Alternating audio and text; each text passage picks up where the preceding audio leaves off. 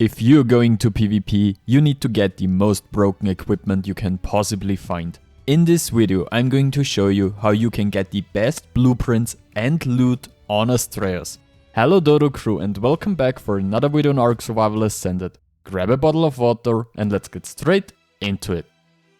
Astral Creatures are basically alpha creatures, but with a decisive advantage.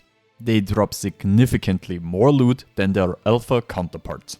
Compared to other maps, there's a greater variety of astral creatures than alpha creatures. The following creatures can appear in the corresponding astral form: Raptors, Carnos, Argentavis, Deinosuchus, Rex, Megalodon, Mosasaurus and Tusatoides.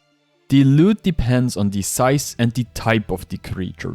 The bigger the creature, the better the loot. This means killing an Astral Rex would basically always give more loot than killing an Astral Raptor. Overall, I would say that Astral Creatures drop less blueprints and more crafted gear. They spawn at the normal spawn points for their species, but are significantly larger and stronger than their normal counterparts. This means, for example, the Astral Raptors only spawn in the region where normal raptors would spawn. They also always have a pack of smaller variants around them. This means if you find an Astral Tuso, there is for sure another Tuso somewhere close. Upon killing an astral creature, you get armor or weapon pieces almost every time you kill and loot it.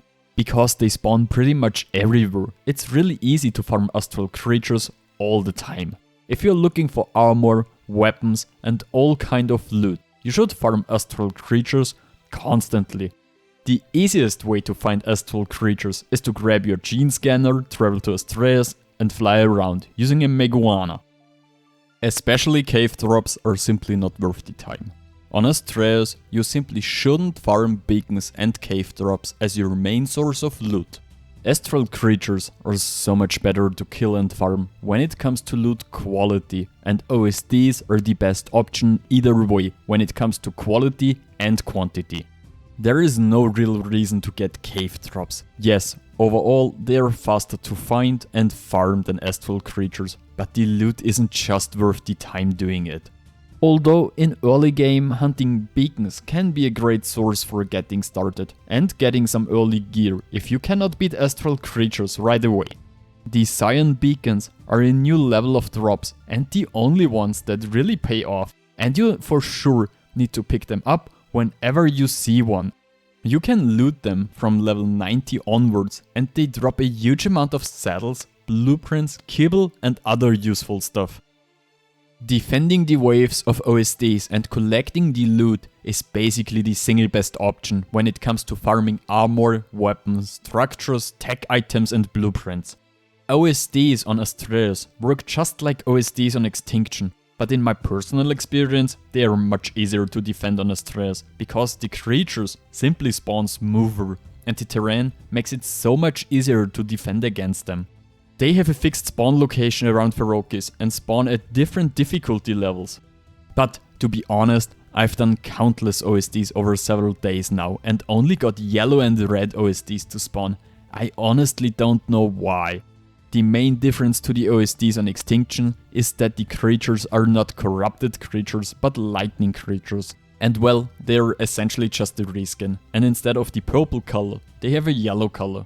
They also give corrupted nodules which can be used as polymer. This is quite nice, but nothing compared to the insane bee caves where you can just farm polymer with your dirt. The loot table is pretty much the same, but it seems that slightly less weapon traits spawn compared to Extinction, which is kinda sad. The strategy for doing OSDs on Astraeos is essentially the same as on Extinction. For the low level OSDs, you can use a Mana Garm as soon as server transfer is open, or a Fire Wyvern before. For higher levels, you should for sure use multiple Carchers or Gigas and place them at each spawn and then let them kill the enemies. Before we're getting into the last way of getting overpowered loot, check out the linked video if you want to know how to solo OSDs and farm an insane amount of blueprints and gear. The roaming Alpha King Titan actually does not drop any loot, but instead provides a world buff for the entire server. There are 3 different difficulties in which he can spawn: Gamma, Beta and Alpha.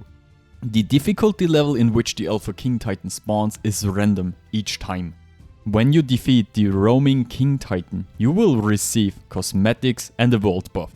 These vary a lot in how useful they are, but it definitively makes sense to kill the Titan when you come across it. The buff is randomly selected from one of the following: harvesting health increase, egg hatching increase, taming speed increase, experience gain increase, crop growth increase, resource regeneration increase, wild dino damage decrease, tamed dino damage increase, stamina drain decrease, health regeneration increase, survival boon, which decreases food and water consumption, baby boon, which increases maturation speed, imprint gained and lowers imprinting timers, and mating interval decrease. The buff duration is considered in real life time and depends on the difficulty. Gamma gives a 3-hour buff, Beta a 12-hour buff, and Alpha gives a 36-hour buff. This means that this buff can be used by everyone for a decent amount of time and can really help a lot.